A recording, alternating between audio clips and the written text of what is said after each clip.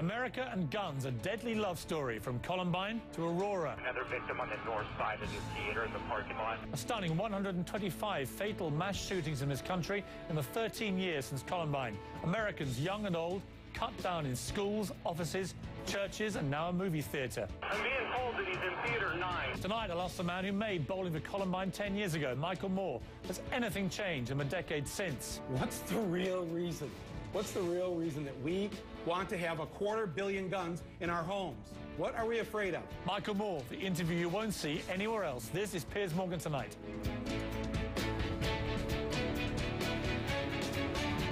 Good evening. Our big story tonight, America and guns. With me is filmmaker Michael Moore. In the 10 years since he made the Oscar-winning Bowling for Columbine, he's never once given an interview in the wake of a mass shooting. But that all changes tonight. Michael Moore is ready to talk after the Aurora tragedy. He says guns don't kill people, Americans kill people. And tonight, he answers your questions. Is gun control the answer? How do we protect Americans' rights? And does this country have a culture of violence? It's an important conversation for America. And joining me now exclusively for the hour is Michael Moore. Michael, thank you for joining me. I've noticed that you have barely said a word since what happened in Colorado on Friday. What do you want to say? First thing I want to say is I'm loath to be here, frankly.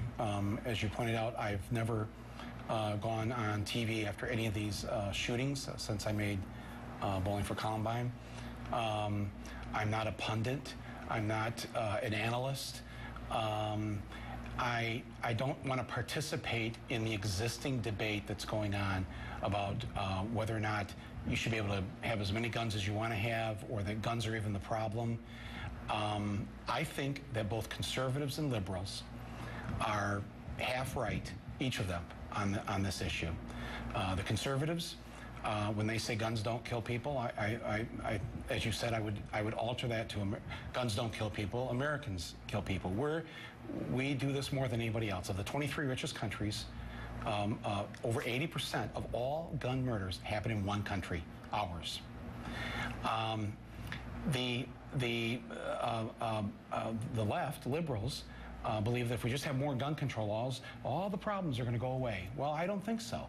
I don't think so. I think it will be reduced. There's no question about that. If that individual in Aurora had not so many magazines and not so many bullets, not so many people would have been shot. There's no question about that. That less guns will mean less murders. But it won't really get rid of the larger problem, because we as a culture live in a very different way. And this is really the discussion I wish, Piers, that people would have, that what is it about us as Americans? You know, we're not any better or worse than you Brits or the Japanese or the Canadians or whatever. Yet in Japan, less than 7 gun murders every year. In Canada, about 200. In the UK, around 40 a year. In a nation of, I don't know, what do you have, 70 million people? This is, why here? Why us? You can't say it's because of the violent movies and the violent video games, because I got to tell you, those Canadian kids right across the river from Detroit, they're watching the same violent movies and playing the same violent video games. And yet, in that city across from Detroit, most years they have 1, maybe 0 murders a year in Windsor, Ontario. I mean, it's interesting, so, Michael. I mean, you mentioned Japan there, and Japan is a fascinating piece, which has appeared today in The Atlantic, which I was going to talk to you about a little later. It's by a guy called Max Fisher. And he explains why Japan has almost no gun-related homicides at all. And I mean at all. In 2008, when America had 12,000 firearm-related homicides, Japan had 11. That was a big year. In 2006, it had 2. Then he gets into the really interesting bit, which is why there is a cultural difference, I think, between somewhere like Japan and America. He says America's gun law begins with the Second Amendment's affirmation of the right of the people to keep and bear arms, and narrows it down from there. Japanese law starts with the 1958 Act, which states that no person shall possess a firearm or firearms or a sword or swords. In other words, it begins from a completely opposite genesis. In Japan, no guns, no gun crime. Those laws, that Constitution, first of all, in Japan, we wrote it. We wrote it after World War II. There's the irony of it. This country, with its Second Amendment, we didn't write that into the Japanese Constitution. We didn't want to make sure that all the Japanese were armed. There's another thing, too, we hear people say about Americans, you know, we have this violent past, you know, the Wild West, and, you know, we just have all these guns around forever. Well, Japan, violent past. Yeah. Germany, violent past, maybe a history of maybe 1,000, 2,000 years.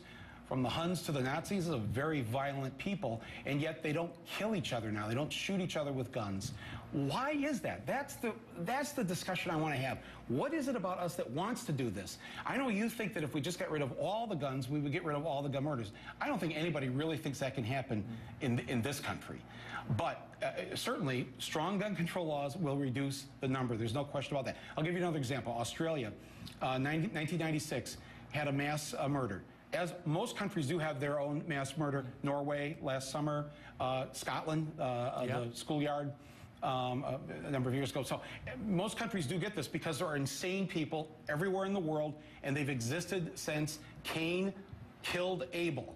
Okay, so this is not a new thing, and the individual on Friday, early Friday morning in Aurora, probably just as lunatic as everybody else who's done this. The difference is, as you point out, is that he was able to get guns and ammo as if he were getting a car wash, as if he were getting bubble gum, as if he were, I mean, it was nothing.